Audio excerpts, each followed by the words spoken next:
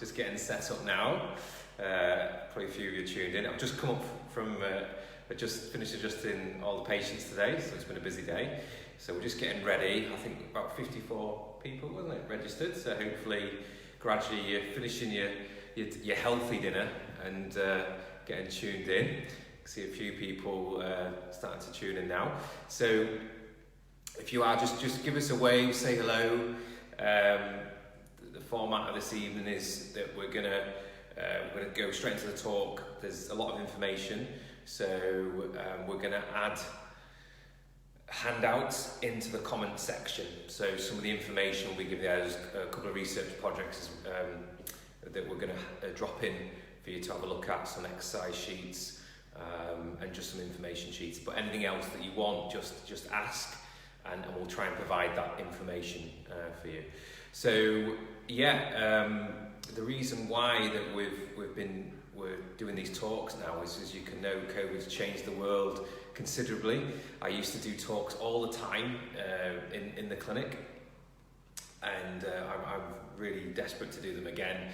So I've never done these live before. It's usually a conversation we're having with a group of people.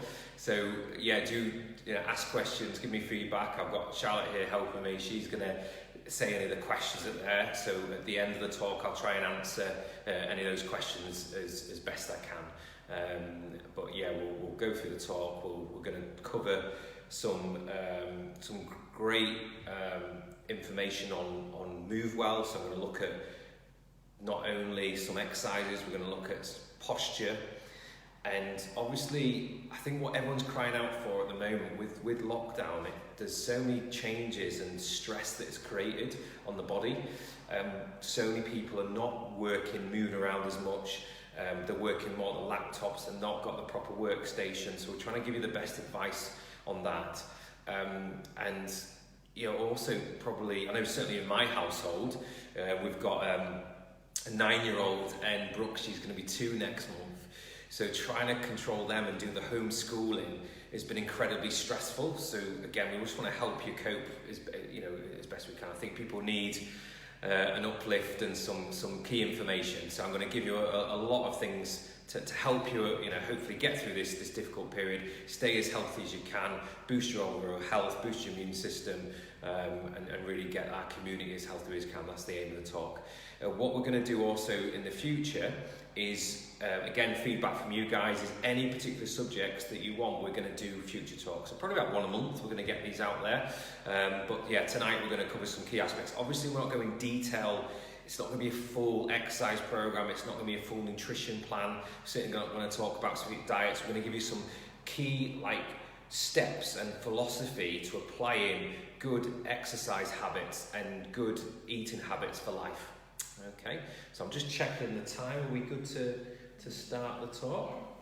Right, so we'll get straight into it. I see there's a lot of people already waiting.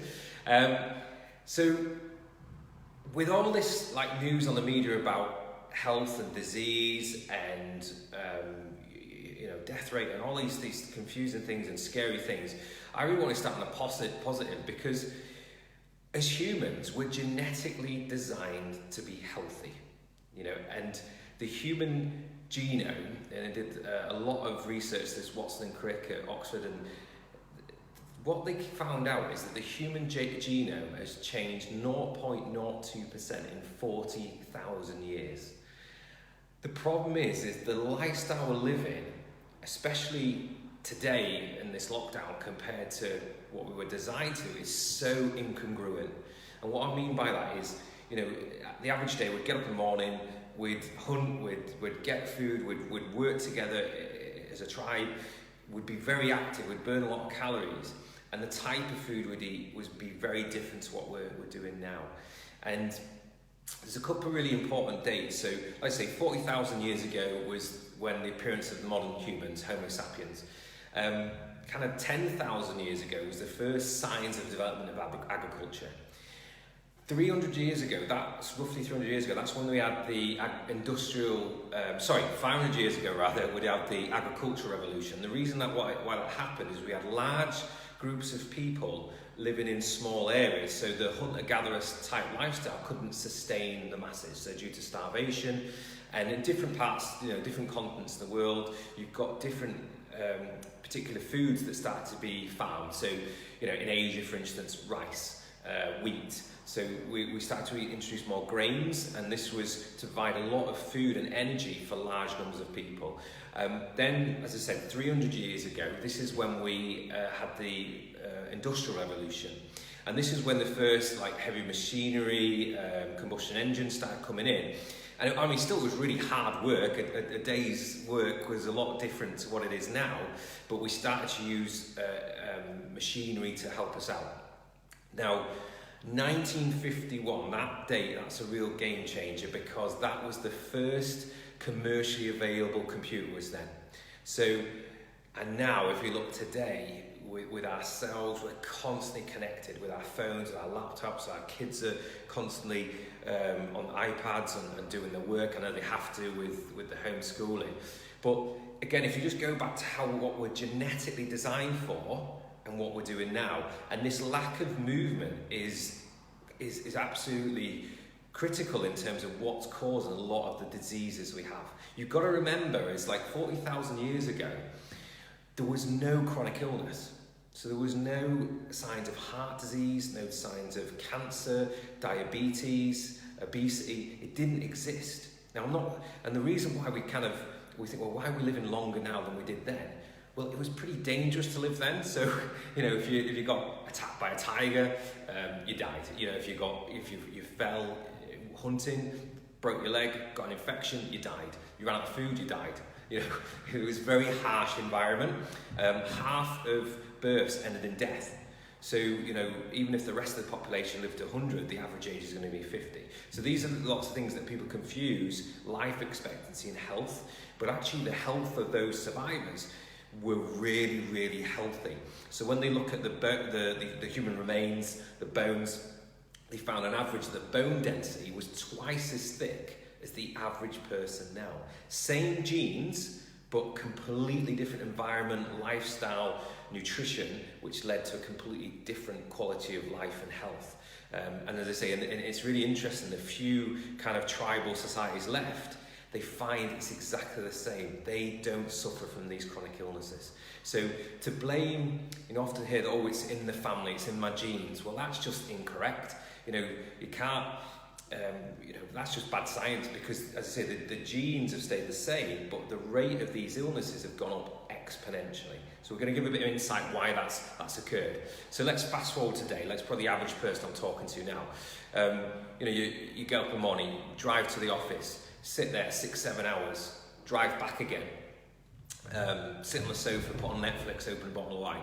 Now, hopefully that doesn't sound too familiar to all of you out there, but because everyone around us is doing the same thing, we don't think of that as dangerous, life-threatening. But the truth is, it's this chronic lifestyle that's leading to a lot of these kind of illnesses.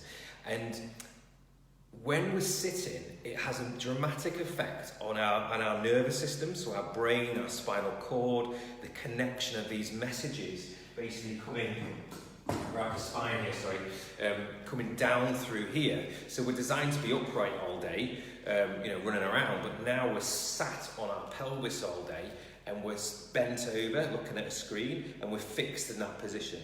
So they've shown from the research that 50% of brain activity is from proprioception or movement. So basically when you're sitting, 50% of your brain shuts down.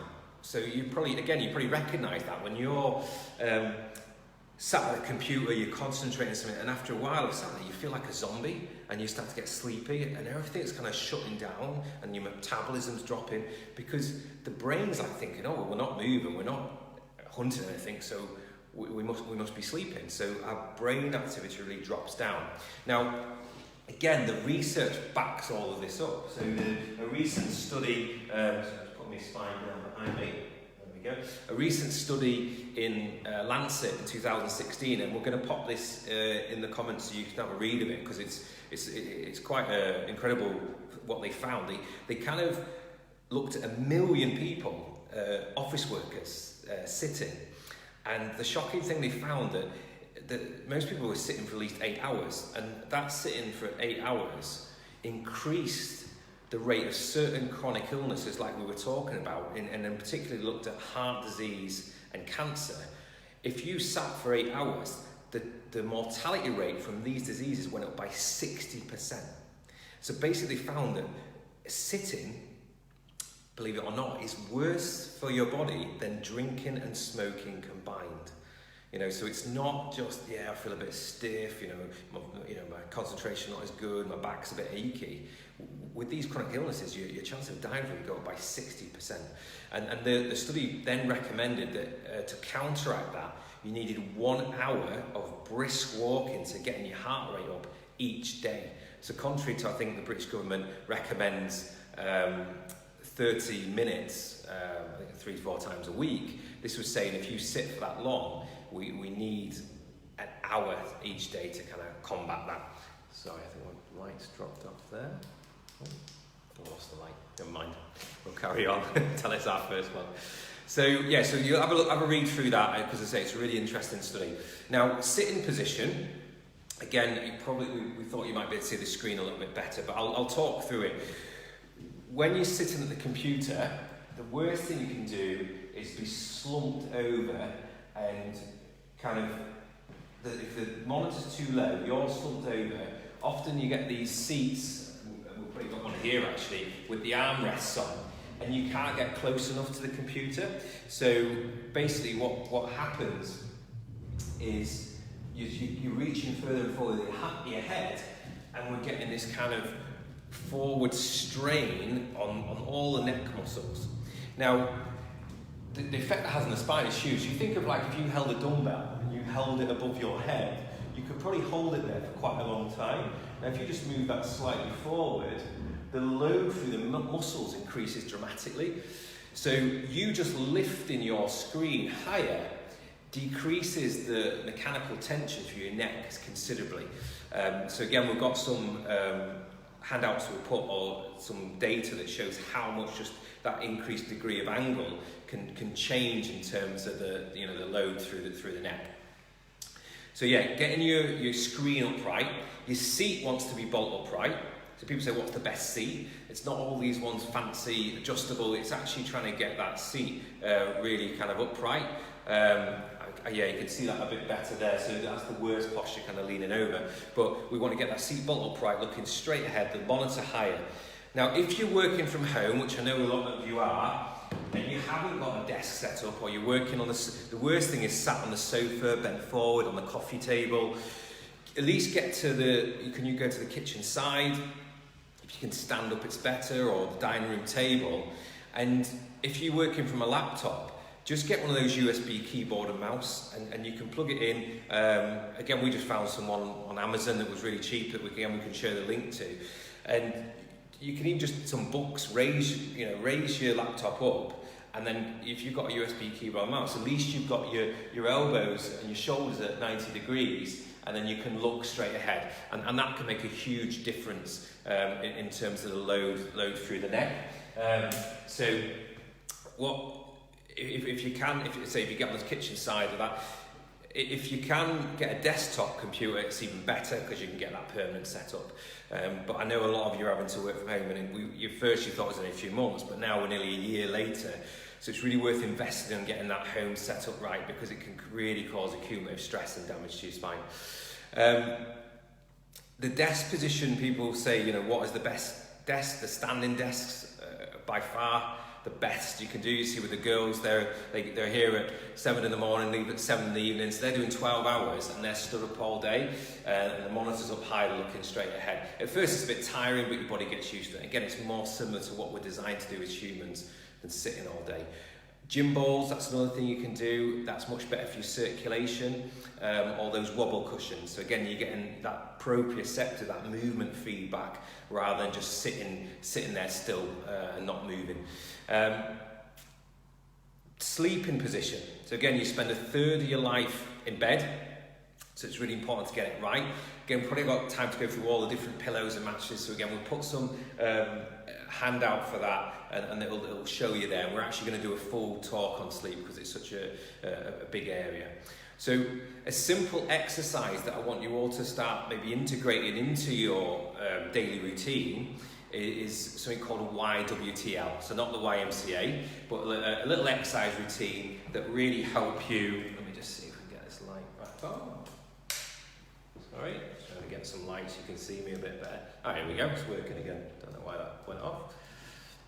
There we go.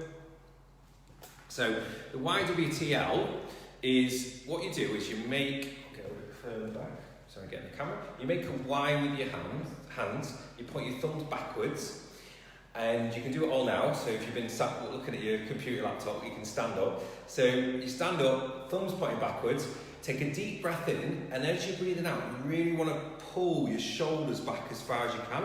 So keep your chin away from your chest, looking straight ahead. Deep breath in, and as you breathe out, pull that back, and I want you to hold that for like 10 seconds.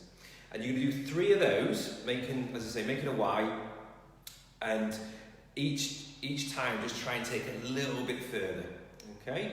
So do one more, deep breath in, and breathe out, and again, just take that a bit further, really squeeze those shoulder blades together, and release that. Now we're going to make a W, so just drop your arms like this.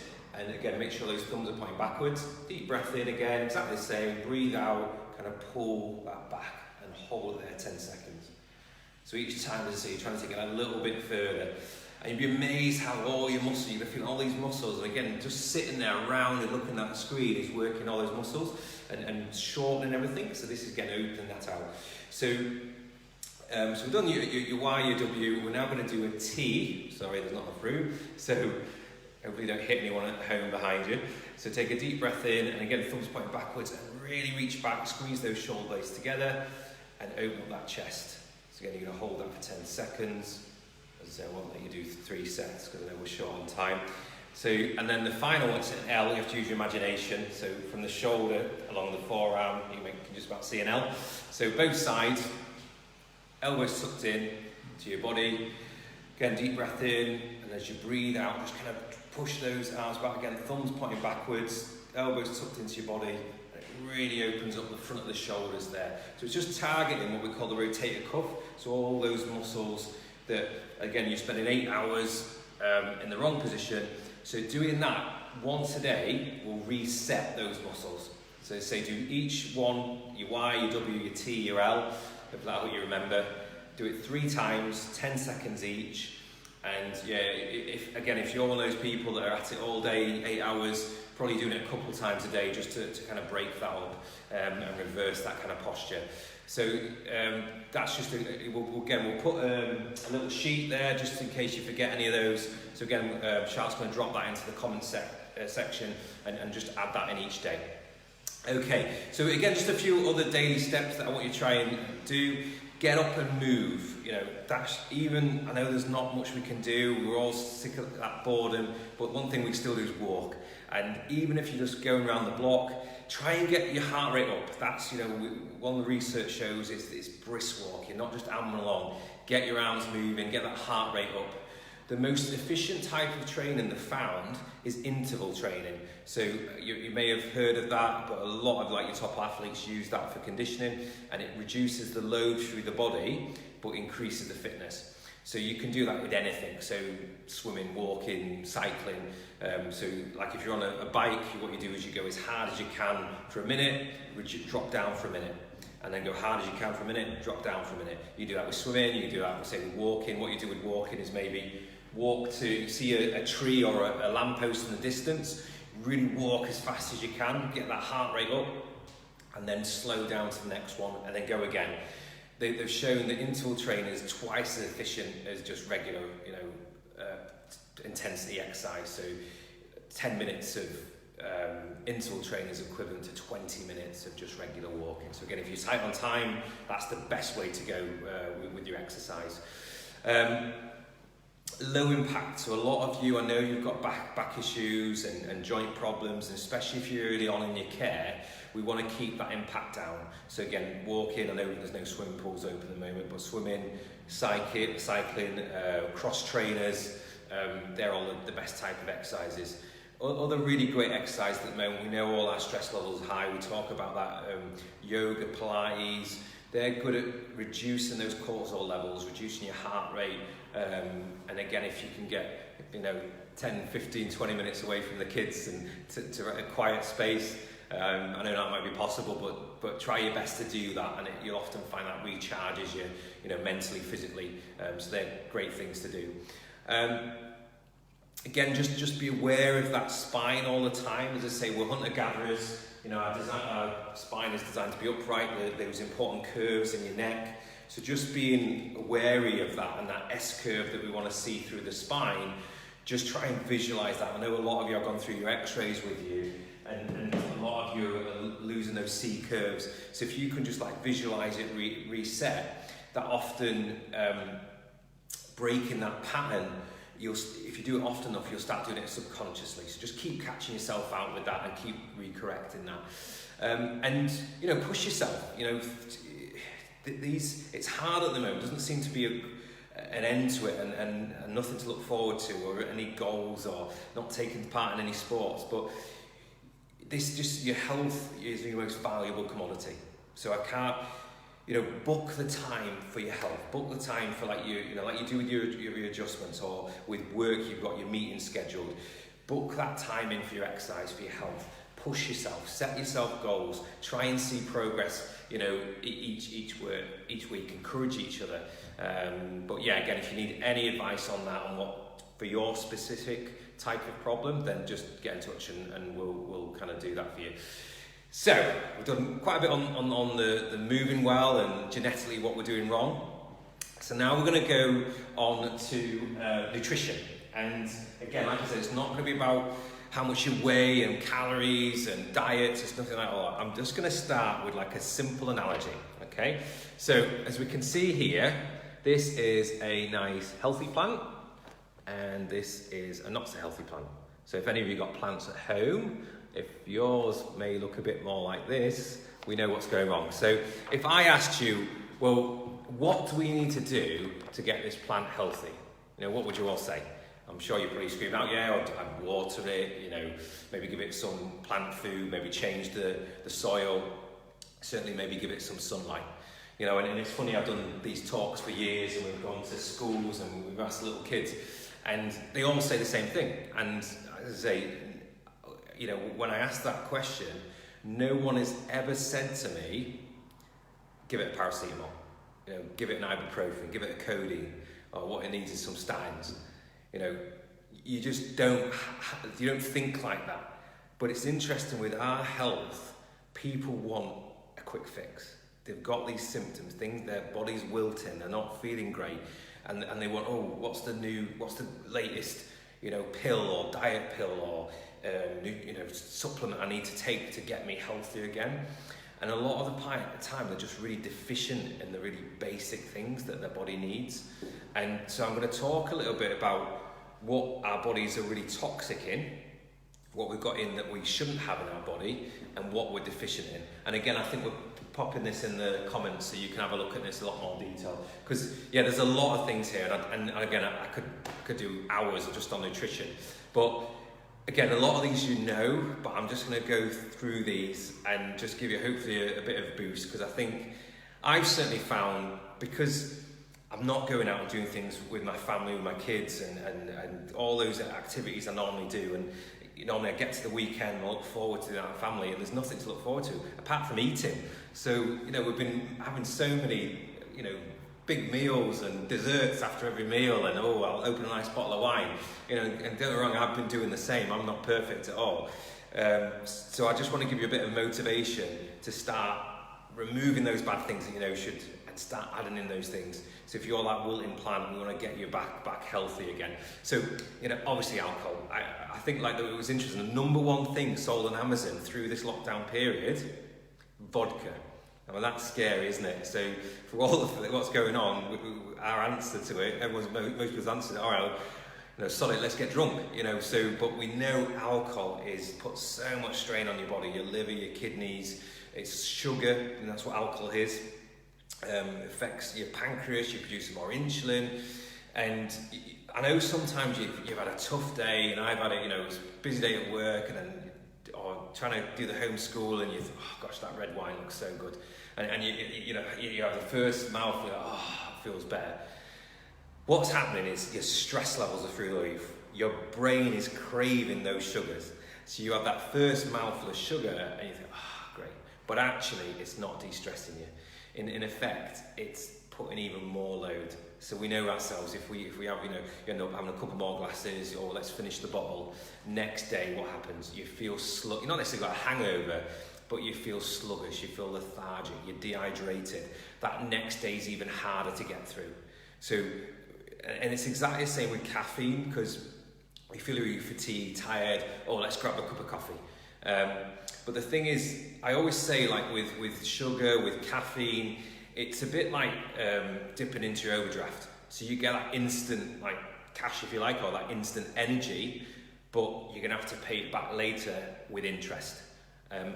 Or with fines, and that's what happens is, people start, I just need one coffee in the morning, and then I need my mid-morning coffee, or best have another coffee before we start the afternoon, and you're trying to keep your energy levels up by putting stimulants in, which then produces more stress hormones. So you produce more cortisol, more adrenaline, and that is more taxing on the body, on the physiology. So then you get even more fatigued. And that actually causes inflammation in the body. So the joints, even your discs and your spine, your knee joints, your hip joints will actually become more and more inflamed. And then you're less likely to do exercise because it's too painful. So you can see how this is like a vicious cycle. And so same with any refined sugars, it does exactly the same. Again, I just want to touch on this, but a lot of the food we eat now is completely different. So even if you're eating fresh fruit and vegetables, for instance, the farming methods now, the heavy kind of farming, the pesticides, herbicides, fungicides that they put on these, we're ingesting that. And all those words, if you notice, they've got "side" in it. So I don't know if any of you know, quick question there, does anyone know what the word "side" means? It's a CIDE. So it means death, think homicide. So so it's killing all, the bugs, the insects, the funguses, but they've got the same cells as us, they've got less of them. So do you want to eat something with the word death in? So again, we'll talk a bit about why you should be eating organic, but that's a big reason. But if you're not, then certainly make sure you're washing your fruit and vegetables to get rid of those toxins. Dairy, grains, again, it's a big area, but just really simple. We're the only mammal that drinks another mammal's milk, and we're the only mammal that drinks milk past infancy. So it's a false kind of assumption that we need dairy to have, we've seen the Dairyly adverts, have your Dairyly, you get strong teeth and bones. It's completely wrong. In fact, the country that consumes the most dairy in the world per head is America. We're not too far behind, but America's number one. The country with the highest rates of osteoporosis per head in the world, again, it's America. So it's completely wrong that you need dairy to have strong, healthy teeth and bones. In fact, I'll talk to you about what you do need in a moment. Grains, again, we talked about evolution. So your hunter-gatherers weren't eating grains, so they got most of their energy from fresh fruit and vegetables, lean, healthy meat. So again, the quality of meat is so crucial. So if you're eating an animal that's healthy, that's exercising, that's not got any disease, you're likely to get more nutrients from that. But if an animal is in a pen, it's not exercising, it's eating grain, what it's not designed to eat, and it's got all the diseases like heart disease, obesity, all those things, and you're eating that, are you more likely to develop those diseases? So it's not so much like red meat, white meat, it's more to do with the health of that. And it's exactly the same with fish, where you get the fish, so their fish is really high in toxins because our waters are so polluted. So heavy metals, mercury, all these types of things that we know are in our waters. So the type of meat and fish that you want to have is free range, grass fed, obviously with cattle, and it's exercising, so it's healthy. No brainer really. Elite Meat is one of the butchers I've been going to for years, based in Starbeck.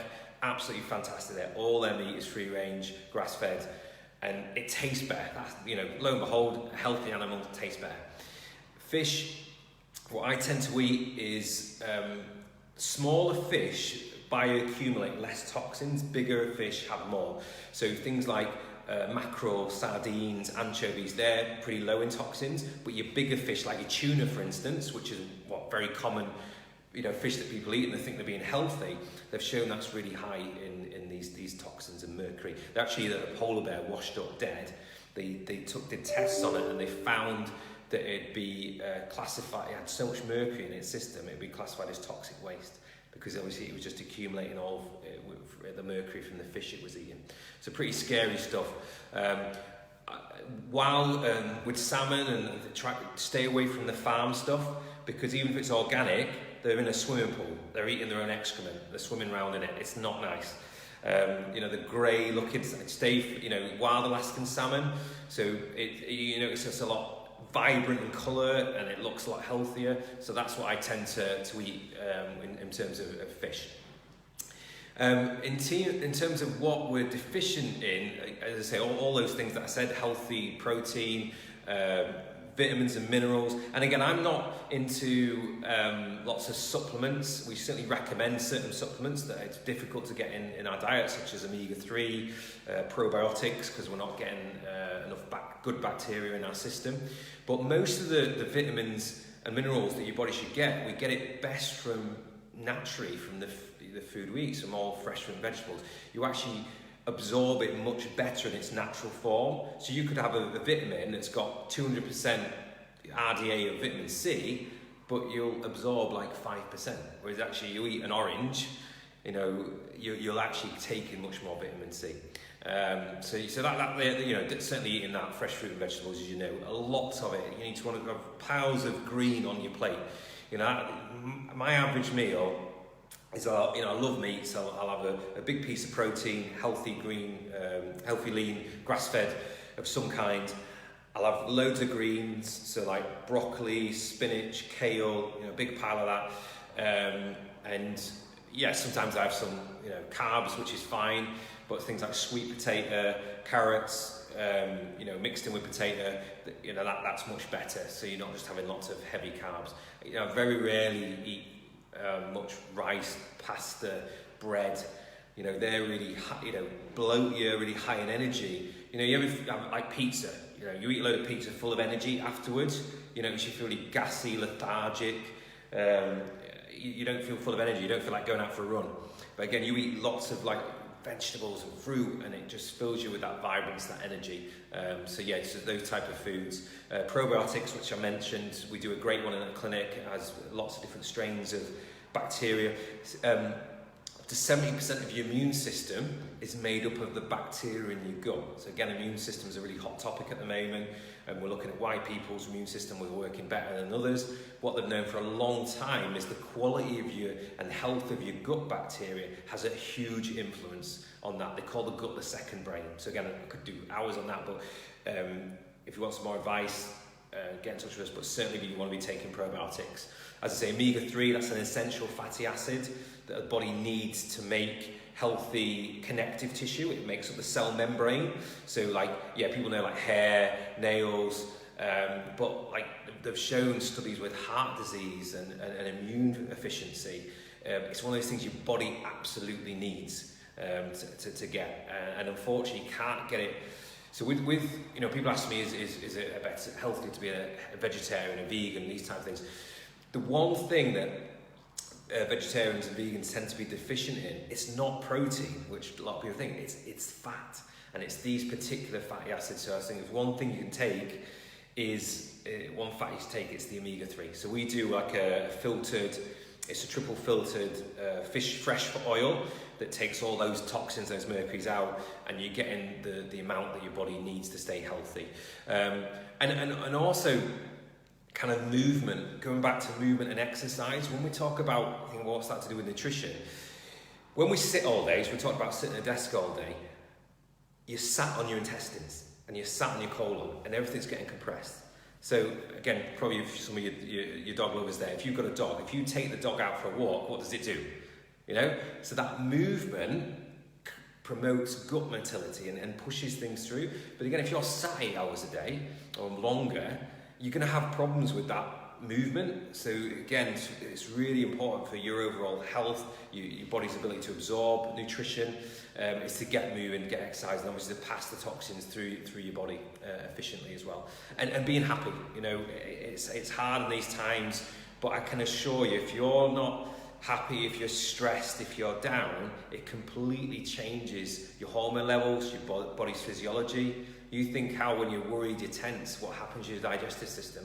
So you could be putting all this good food in, but with stress levels, again, you're not going to be digesting things very well. And don't be rushing your meals. Again, be like, just shoving things in. It doesn't even give your brain a chance to realise that you're actually eating. So all those important enzymes and digestive process won't happen.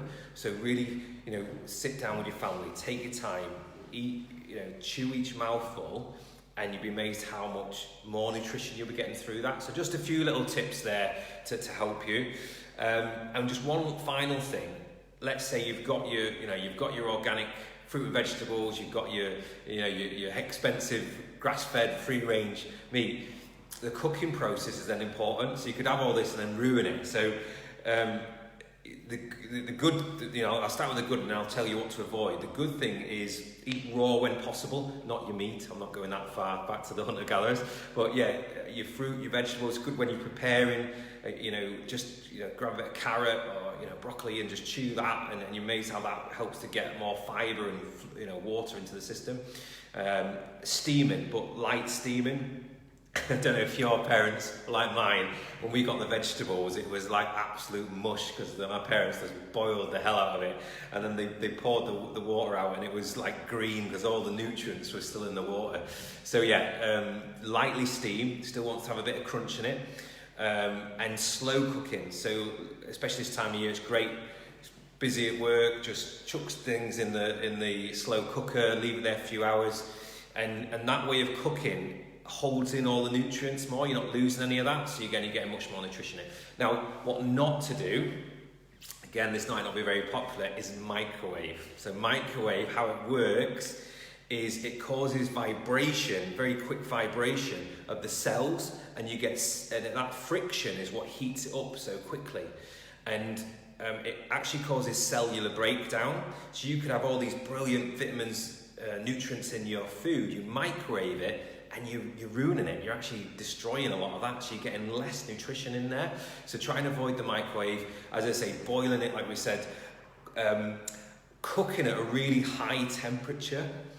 I do that because I love my steaks, and I get the griddle really hot, so it goes, it has that nice flavour on the outside, but it's really pink in the middle. So again, it's fine because you're getting the nutrients from that. But if you cooked it at high temperature all the way through, you're breaking down a lot of those good healthy proteins and fats that you'd normally be getting. So try not to fry as well. So again, if you've got people say what oils and fats. Again, the big fat myth that fat makes you fat, it doesn't. These low fat diets have been shown to cause you to put on more fat. So there's really good essential healthy fats.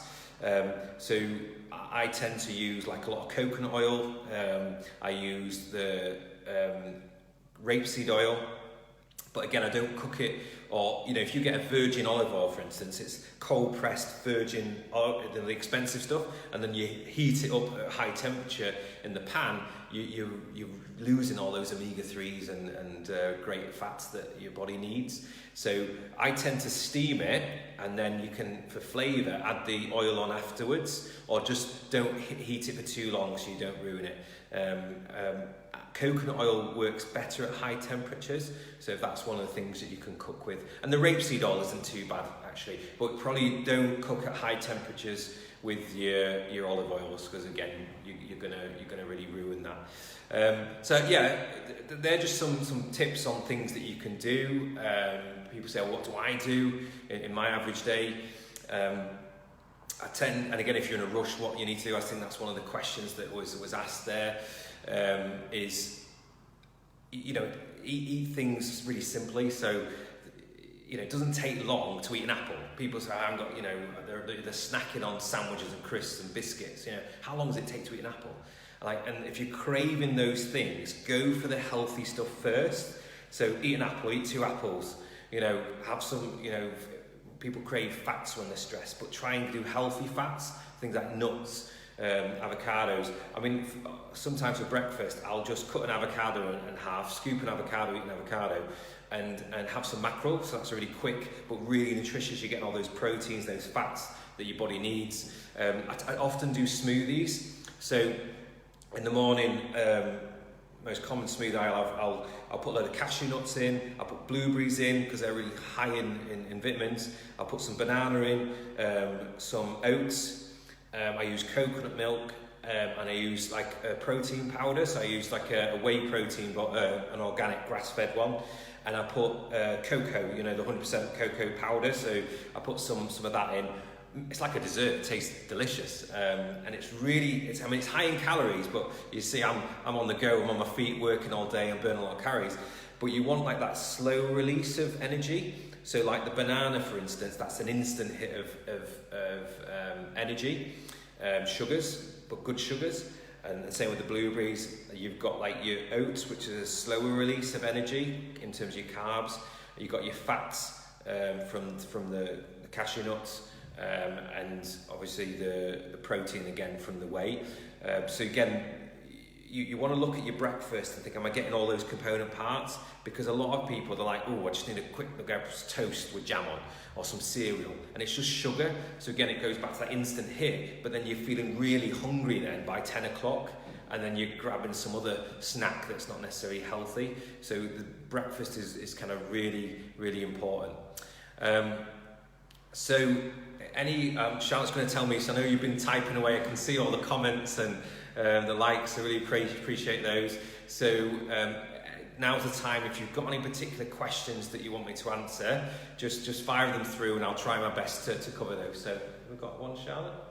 Yes, Shelley wants to know that when she's stressed, she craves something sugary, so what would you use as a comfort food instead of something containing sugar? Yeah, great question. I think I covered that a bit, because when we're stressed, the body thinks we're being attacked. So it gets ready for that fight or flight. So your brain, what does it produce? Cortisol. Cortisol then fires off to your pancreas. So you start producing more insulin, and then your adrenal glands are firing. Now, if you stay stressed for a while, you're producing all these stress hormones, and you start to run low on those stress hormones. So your brain's thinking, gosh, we need more stress hormones. What are hormones made from?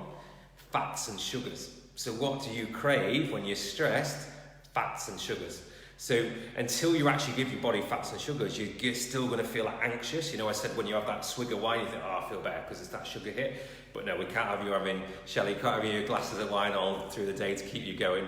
So again, go for healthy sugars. So slower release sugars as well. So fruit, obviously fruit, but something like a banana, for instance, soft fruits. You see the tennis players, they eat them because it gives them instant energy, whereas you probably don't want that as much. So something like apples are better. Green apples are better than red apples because they're a bit lower in sugar. So start with those first because there's not as much energy in them, and you're less likely to then put on more weight with those type of things. So try your green apples, but yeah, certainly go for fresh fruit that's full of water, full of fibre, and that'll tend to fill you up a bit more. I think you covered it a little bit. Abby was asking about a quick breakfast. Oh yeah. Still get the right nutrients if she's in a rush. Yeah, as I say, not everyone feels like eating avocado, and I can appreciate avocado and fish in the morning, but I can eat those anytime, and I do enjoy them. But if you're thinking, oh gosh, I don't think my stomach can take that, eggs are great. So again, really quick. Again, try not to overcook them. So poaching them's quite good, or slow scramble. And bacon's fine. Everyone loves bacon, don't they? Sausages, but again, try and go for those healthier ones, and try and get some form of vegetables in there. So again, sometimes I have fresh peppers, red, yellow, green peppers. So I'll chop those up, put those in. Some fresh spinach.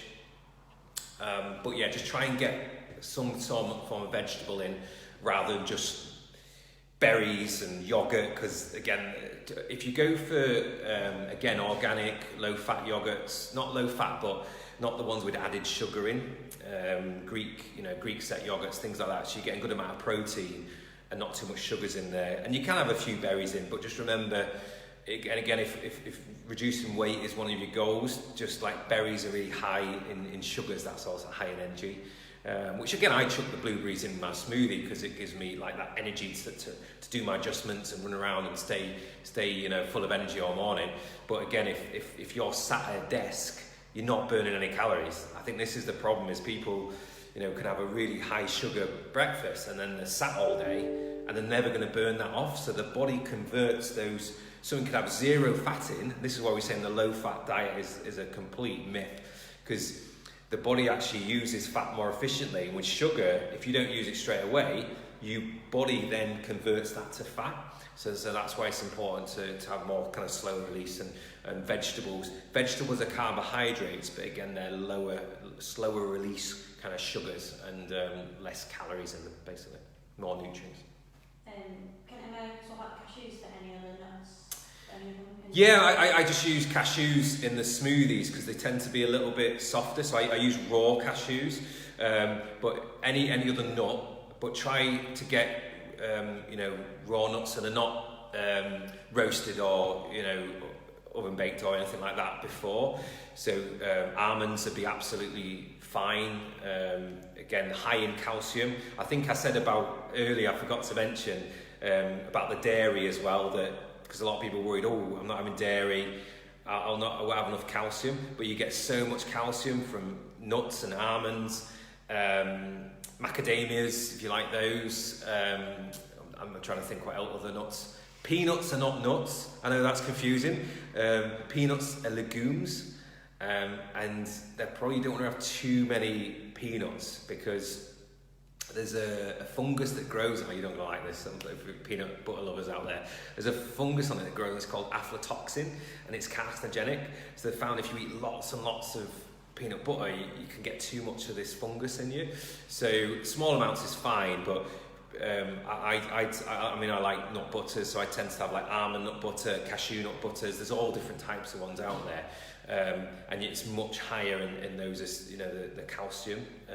Again, green leafy vegetables has much more calcium in them. I was saying the hunter-gatherers, they weren't going around sucking on a buffalo's teeth. They were getting all their calcium from green leafy vegetables, and actually forms of meat and fish. So you get enough from that. Tigers, how much milk does a tiger drink? It's got pretty strong teeth and bones. So again, it's a complete myth that we need kind of milk. Last one, I think. Juliet says, are there any foods that are scientifically proven to reduce inflammation? Yes. So omega-3, again, I didn't have time to go through that, but that's one of the big essential fatty acids that's been proven to reduce inflammation in the body. And that's why it's been linked with a reduction like heart disease, because it's shown to reduce the inflammation in the arteries.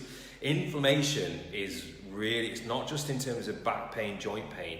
Chronic inflammation is what causes most of your diseases. That's your heart disease, cancers, all these types of things. So it's really good to keep inflammation down in your body, which I said is reducing your sugars, your kind of man-made fats, if you like, and any kind of foods that the more processed they are, just to stay away from those.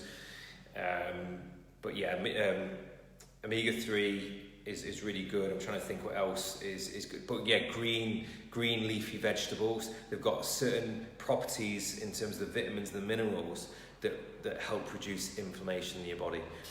So it says, if you've got an imbalance, this is when you hear of people being more acidic and more alkaline, and often it's just having a poor balance of diet. You don't have to think about these things. If we live congruently with what our body's genetically coded for, these things balance themselves. We don't have giraffes don't have a special diet that's different from other giraffes or tigers. What do giraffes eat? What do elephants eat? They eat what they're designed to eat, which is in our environment. The problem we've got is we've completely changed our environment and we're eating foods that we're just not designed to. And it's like the foods that we're the least designed to eat are the most readily available. And again, I'm guilty of this. I've got back and thought, oh, let's, because again, there's nothing to look forward to. Oh, I don't feel like cooking, let's get a Deliveroo. But unfortunately, those foods are going to be high in all those things that are causing inflammation and toxicity, and also cause the most inflammation in your body and have the least nutrients. So just try and get back to, I'm not saying go out with a spear and start hunting things, but now everyone's getting the shopping delivered online. We don't even go to the supermarket and push a trolley around. It's just arriving at our door. So increase the exercise, eat more natural fresh fruit and vegetables. You want to open your fridge and you want to see vibrant colours. You don't want to see all pots of things, just keep it simple. You want to see whole fresh fruit and vegetables. You want to see fresh meat, fish, healthy alive products. You don't want to be eating things that are processed, that have got a sell-by date that's like 2 years down the line. You need your food to be going off within a week. I know you need to keep buying fresh stuff, but it's because it's alive, and that's what's got the most things that are good for you, that which should keep you well. Famous saying is let food be thy medicine, and it is true, because most people, when they get this out of balance, will cause disease. And they're trying to get their health back. You're trying to correct a chronic lifestyle pattern with a pill. There's no pill that will ever do that. It might reduce symptoms, but actually you're still promoting that chronic lifestyle disease process. So let's really start looking at the cause. And that's the philosophy of chiropractic. We're trying to get you back to being your full potential, as healthy as you're designed to be. And that's all aspects of health. We talk about heart disease and cancer and obesity and all these different things, but again, the immune system was always so much stronger, and we can really see now how we're in a position where our immune system is as weak as it's ever been. And I think we've got to go back to what's the cause of that. And as I said, there's no quick fix, quick pill, vaccine or anything that's going to suddenly bring health back into your body. That's down to you. And it's the decisions that a lot of people think, oh yeah, I'm fine now, I'll deal with that later. But we talk about health and how long we live, and probably a lot of you may be looking at your parents or your grandparents, and you're seeing all the illnesses they have and all the pills they take, and you're thinking, geez, I don't want to end up like that. But it's the decisions and the actions that you take today which will determine your health, down the line. So, take action now. Use us for guidance, for help, for motivation. We'll be there for you. But, everything in life is easier if you're healthy. And there's nothing more valuable, there's no more valuable commodity than your health. And I think at this time, hopefully, this has really brought this home. But as you say, there isn't a magic diet, a quick fix. It's consistent, good lifestyle choices, and a healthy nervous system, which will leave you to express health through those, through the genetics that we have. And really, that's what we want to build on. So just to say as well, the next talk that we're doing is more on women's health, because obviously women's bodies are different in terms of hormone levels, and covering all things like HRT and the menopause and the contraceptive pill and particular diseases, breast cancer, ovarian cancer, all things that are associated with women's health. So we're going to be covering that in the next talk, which is in March. So stay in touch and keep looking, because you'll see the dates for that and the times. And again, we'll be looking to answer anyone's questions through there. So yeah, hopefully that was helpful. It was interesting. It was a bit different for me, because I'm normally used to a group of people that I'm interacting with. So hopefully I'll be a bit better at it next time. It'll run a bit more smoother. So yeah, have a lovely, healthy evening. You're going to go have all those healthy meals now. Chuck the takeaways and the pizzas in the bin, and we'll see you all soon. Take care.